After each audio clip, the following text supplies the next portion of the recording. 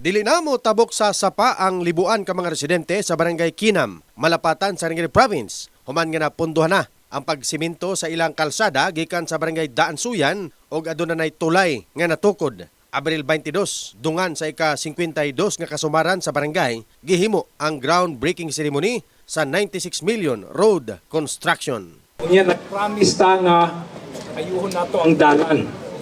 Iniglingkod ni Mayor Sumbo as kapitan, nag-promise pud ko sa iya nga mahuman gyud ang dalan sa Kinam.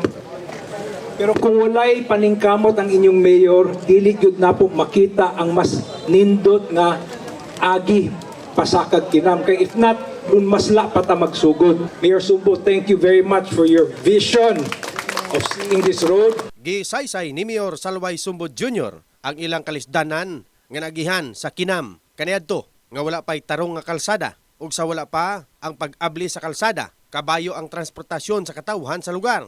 24 kahigayon nga ilang tabukon ang sapa aron makaabot sa ubos gikan sa bukid og malisod kung adunay pasyente. Nagapasalamat usab kini sa mga tag-iya sa yuta nga niuyon sa paghatag og road right of way. To make the story short, nabangagan ko na mo from Daansuyan to Kinam. Tan gisukat nato nga Major Gerald nga tong municipal engineer ginato to Judy na.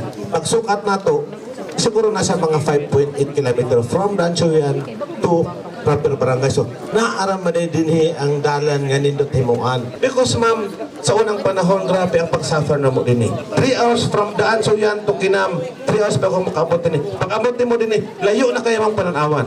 Ang pangalan sa proyekto mao ang concreting of Junction National Highway, Lon Padido to Daansuyan, leading to Indigenous Peoples Community in Kinam Road, Malapatan sa Ringgit Province. Karong doon na proyekto alang sa pagpaayo sa maong dalan, gilauman pa nga dili na malisdan ang mga residente sa maong lugar.